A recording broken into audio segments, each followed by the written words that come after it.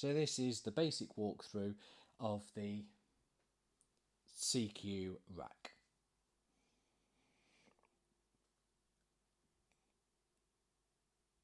So your CQ rack might boot up on the home screen.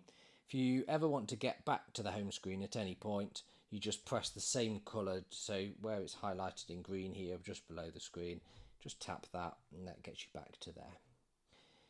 You can change your users here. You will have a long list of them. There might be up to 3 of them. You might administrator, standard and basic.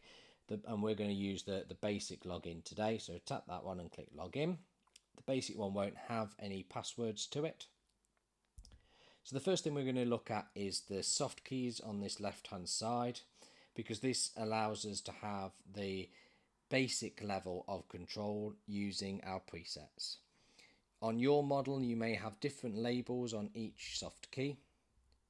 More than likely, you will have a default large and full. And so at any point after making adjustments, if you want to revert it back to those, you can click the default button and that will return everything back to the default. You also have a large, which will turn the system up for a large service, and a full for when the church is absolutely full and we want to turn everything up. That will turn other areas up and adjust EQs so that we can get more out of the system. You may also have 3 other presets set here, which will be labelled according to your system. For our one, we've got band A, B and C, which are 3 different bands that were set up using this system. As well as the soft keys here, we have the soft knobs here, which have individual controls. We will tend to set them up for different needs of the church, but on this example, they are labelled for groups. So we've got all of the speech microphones on a group called speech. So if you want to turn the speech microphones up or down, you can turn them all up and down here using the knob, and you can also mute them as well using the button just below the knob. The same here for the choir, so you can turn the choir microphones up and down as a group. You can also mute them.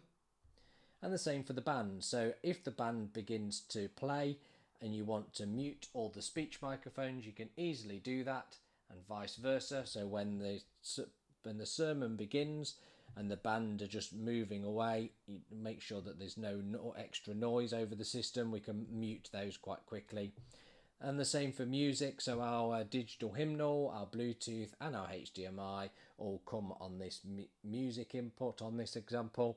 And so we can turn that up or down and fade that out if we want to, or we can mute it immediately as well.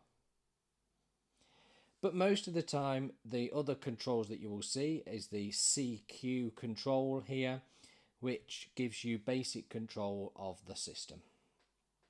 You'll have a tab called something like service or speech, and that will have the inputs that you require for a service that maybe doesn't include a band or a worship group, but it might include a digital hymnal, a HDMI input from a laptop, or a Bluetooth connection.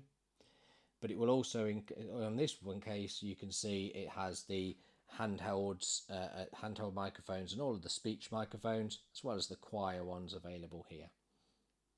So in this case, we can tap any input and use the knob to turn it up and down, or use just below it, we can click the mute button to mute that mic. That's where you're hearing me now through the ambience microphone, and then when I unmute it, we go back to the other microphone on here as handheld one. So we can make adjustments if we want to, as many as we want, like this. We might do that. But then if it all goes terribly wrong or sounds really bad, we can always press the default button, either using the soft key here or using the presets page there. There's a default recall there. When we press that default button, it all returns back to how we set it when we left the installation. If you have an issue with this not reverting back to exactly how you use it by default, give us a call and we can make adjustments to this. Or you have a look at saving a scene saving a scene video for more details. So once you've got through your SQ, you'll have the presets like we said. You've got different outputs here, and you've got all your band inputs, and that gives you very simple slider control and mutes. The next button along is your faders tab. Now this gives you a slightly more complex version of the CQ control, because we then use the layers then to have control of each individual channel using a slider. So this microphone here is coming in on handheld 1, so I can turn it up and down or mute it as I like, and I can also pan it to the left or to the right used by tapping it and using the knob to the right hand side if I want. The next button along at the below the screen is processing. We have another video on how to set up a channel. If you want more details on how to use this tab, then see that one. Also in that video you will use the routing, and that will give you an idea of setting up foldback monitors and things like that. All of those will be on the advanced videos. If we go to skip all the way along over here, we've got a utilities tab, and this is where we can get to the record part of the system. So we would go to utilities, click USB utility, and plug our USB in. If it's the first time we've ever plugged this USB in, then we need to just click format, and it will wipe all of the data off that drive. And then we can go utilities, SQ drive, and then here where it says stereo record, there's a record button.